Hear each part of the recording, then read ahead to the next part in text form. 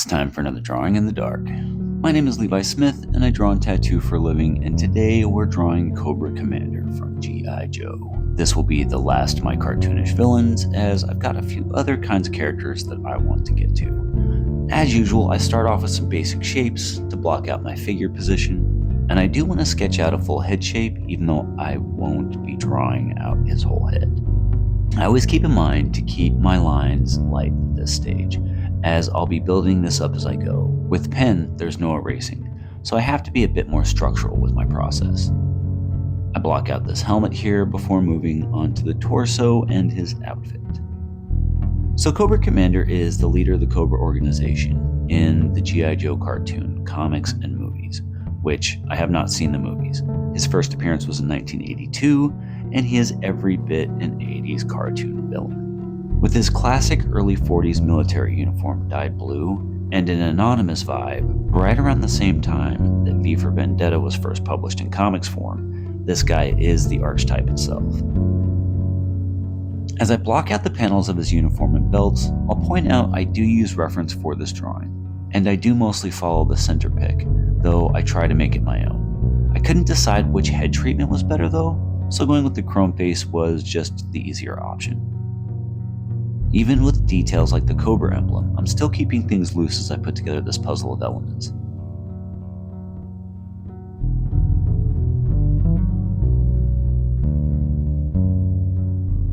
I feel like the ropes on the shoulder are a signature element here. As I keep blocking out more specific elements like his beeper, I can't help but think about how insane and corny Cobra Commander is. As a kid, I watched the G.I. Joe cartoon like people watch their news now. It was almost a religion, and with a deep need for the figures, I never had enough. I also blew them up, melted them, and took them apart to make my own characters. Some I wonder what happened to, but moving 8 or 9 times as a kid, you lose stuff. And though I had the battle armor Cobra Commander, he wasn't my favorite figure. That was the Bats, the Dreadnoks, Rangefinder, Chuckles, and a mail-order Dusty I had lost in the dirt. I've just about got all of the elements blocked out here. I did want to do something more interesting with the left arm, but just let it drop, making the focus his torso and costume detail.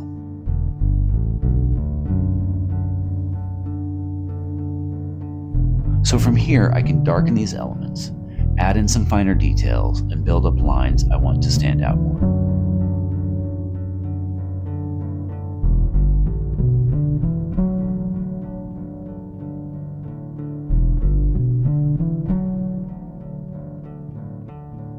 I'll define the helmet more. Having less detail doesn't make it easier to draw, as it makes it easier to make mistakes, though these drawings are just a series of mistakes in a specific direction. Using my rough sketch lines, I can now build up the elements with these darker lines. Like Skeletor, Cobra Commander has a comical level of megalomania, like literally raising his arms over his head and shouting like a toddler when they lose. And thankfully, as all cartoon villains do, they always lose. But with Cobra Commander, he actually had competent underlings. Destro, Baroness, Storm Shadow, and Zartan were all serious players.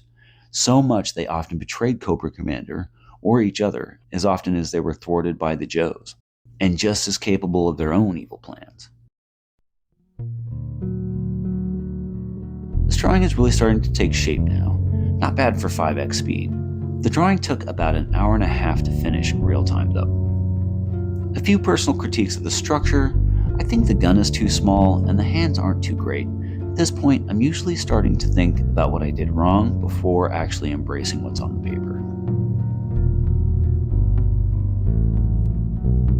A thing about these drawing videos and their statistics is that nobody really gets this far. And honestly, this is the point where I have to really think of something to talk about for the next 13 minutes or so.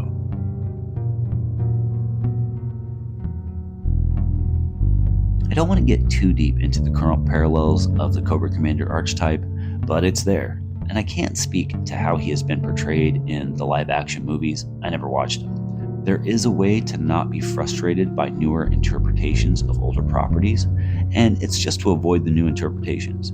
And with G.I. Joe, that's what I did. I didn't need new G.I. Joe stories in my life, And with all of the other media I do want to consume, one has to prioritize, and they just don't make the list. I'd rather rewatch Star Trek. But I have a lot of nostalgia for the time I did have with G.I. Joe, and even drawing as a kid, I drew my figures a lot, usually just in a neutral pose, on a 1-to-1 scale, and following the proportions of the figures as close as I could.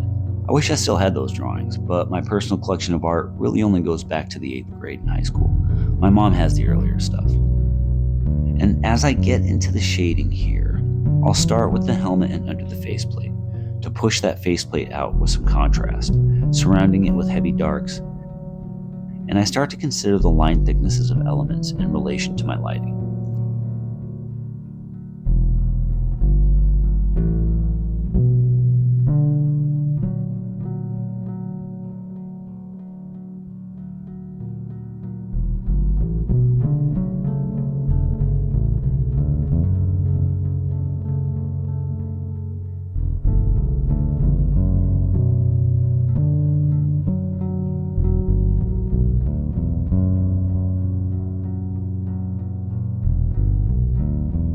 Add the center line to the faceplate, and get this rope detail filled in. Just a simple pattern. I make sure to offset the little S curls for each rope. Cobra Commander was created by comics legend Larry Hama as part of the combined comic toy cartoon product relaunch of G.I. Joe, the pinnacle of marketing exposure to kids of the day. Hama wrote the comics, while the Cobra logo was designed by Ron Rudat at Hasbro, and the name Cobra itself by Archie Goodwin in Marvel Comics. And as I get more into the shading, I'll also look up a few more facts here about the old Commander.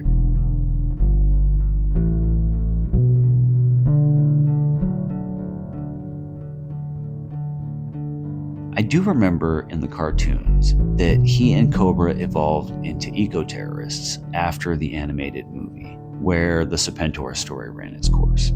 And as a kid, that really was one of my first major franchise events. This shading, especially in the darker elements like the belt and gloves, really start adding some dynamic interest to the sketch. And sketch it is. This entire drawing process, even though in pen, is closer to just the penciling stage of traditional comics, where an inker would still then reline the piece and add tones and hatching that's more refined. But for these drawing exercises, it's all in one shot. I get into the general shading here of the suit. Being a darker blue, I didn't want to leave it without a little bit of a shaded tone. I'll add a bit of simple shine shading to this faceplate, defining more of the smooth shine effect while hiding some of my earlier construction lines.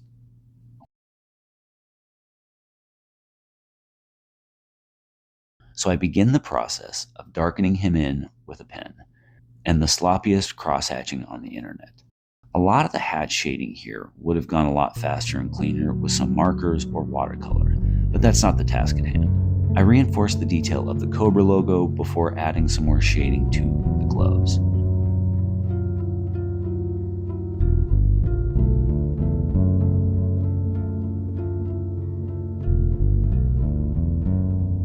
So as it turned out, the G.I. Joe animated movie in 1987 was a massive retcon to the Cobra origins, inserting Serpentor and Cobra La, ruining Cobra, the franchise, and childhoods everywhere for all time. And that is the true villainy here, warping the fascist dictator wannabe Cobra Commander into the pawn of a 40,000-year-old snake people that wanted back out of their basement, mad about human rights or something. But that's what happens when you have to squeeze in the idea of a Cobra Emperor into the movie to up the stakes. Probably because Cobra Commander always loses. And really all I needed to do was win once. Then it all would have been over for the Joes. Cobra takes over the world, and then G.I. Joe becomes some resistance force organizing offline and off-grid, preparing and defending against armies of android stormtroopers and a collection of megalomaniacs that undercut each other more often than the Joes. And that would have been a compelling concept for a new G.I. Joe storyline. Under-equipped ragtag teams of old Joes with a new, younger cast of rebels. Have a secret training camp for the new recruits, an active field team, and the OGs that pop in from time to time, save the day, drop some wisdom, and leave each episode with a group of young rebels laughing about how funny the old war vet is in a dystopian, totalitarian environment that pushes kids into renegade military camps. It'd be a great time. And just to make sure it isn't too woke, don't add any more representative that isn't already in the original cartoon, with women soldiers, natives, blacks, Asians, Middle Easterns, lunatics, sailors, and Australians. But what do I know? I'm just a guy drawing pictures of megalomaniacal 80s cartoon villains on the internet.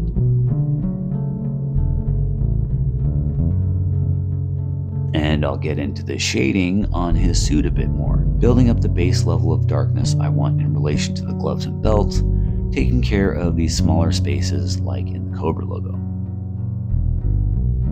I don't worry about the direction of my shading lines here. While it can be a great method to define the forms better, I just stay focused on filling the space I want shaded in. This shading pass finally gives his suit an overall tone that feels right. There's weight to his form now. I do hate how stiff the right arm is though. I'll build up the shadows here more as I look up a few additional bits of trivia.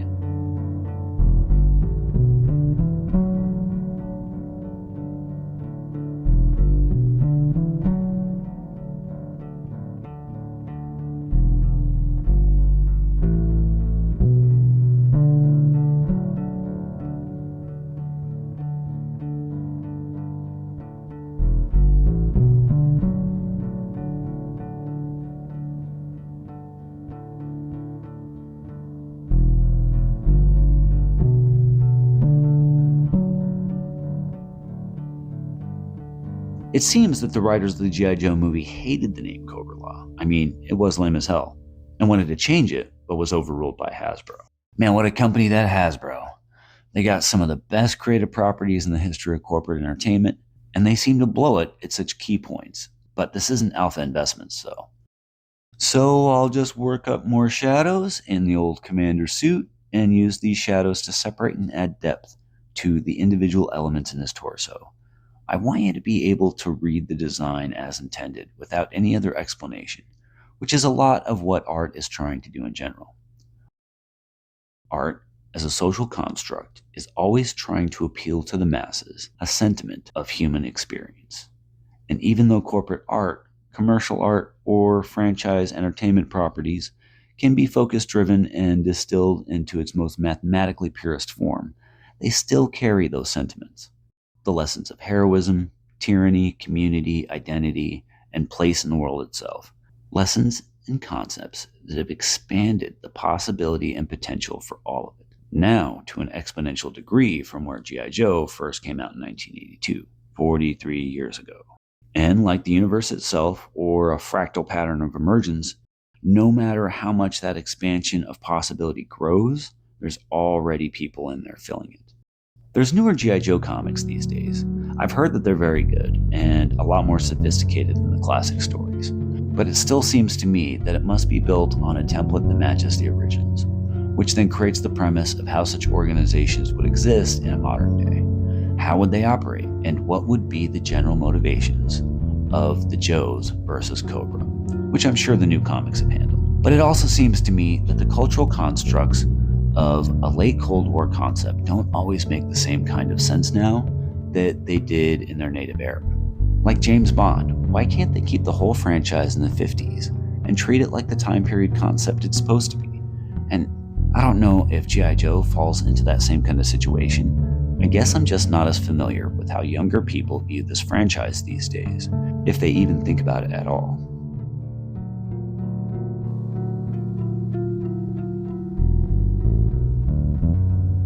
These layers of cross-hatching will add some additional depth and shadow to the detail elements in the torso, the collar, lapels, and chest strap.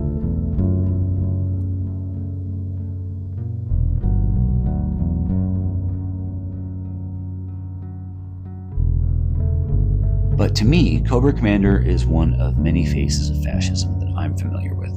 A distorted, exaggerated reflection of the disturbed notions of megalomaniacal narcissists and the concept of world domination, which, as it turns out, is really hard to pull off and probably expensive to maintain. But world destruction could be much easier and lowers the overall long-term costs to establishing a new world order, not to mention fulfilling a handful of ancient prophecies, Indiana Jones style. And I think this one turned out okay. I had a hard time sitting down to work on it, but when I did, it was hard to stop. If only the editing work wasn't so time-consuming. It's not like I'm being especially creative with it, but it is what it is. The crosshatch shading is the hardest on my hand and wrist, and even with taking breaks, I do get a little bit of an ache after a while. I'm always aware to not push it too far, as repetitive motion strains are a serious reality in my line of work. A particular strategy I use is to not grip my pen or tattoo machine too tightly as I work, reducing the pressure and friction generated within my hand and not overworking it. I've got to make sure this hand lasts me at least the rest of my career. And adding a few final bits of shading to the helmet before I add a quick background reminiscent of the old action figure card backs.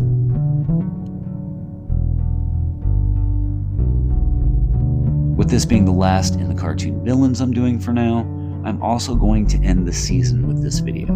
Next week will be the start of season 4, and will consist of 10 videos, which won't have an overall theme. I've got a variety of ideas for the next batch of drawings. And with that, we're just about done here. I really put a lot into the audio on this one, so if you enjoyed the video and want to see more content like this, give us a like and a subscribe. Don't forget to check out the description for links to merch, socials, our Patreon, and website, where you can find lots more content or book a tattoo or art commission. We've got new mug stickers, nearly finished with a webcomic, and have a few new shirt designs on the horizon. So check up with us for updates and news that won't fill you with dread of the future. I'll be back here next week with a sketch of Luigi from Super Mario Bros. He seems to be a hot topic these days on the interwebs and will be a fun subject to draw. Thanks for stopping by, and catch you later.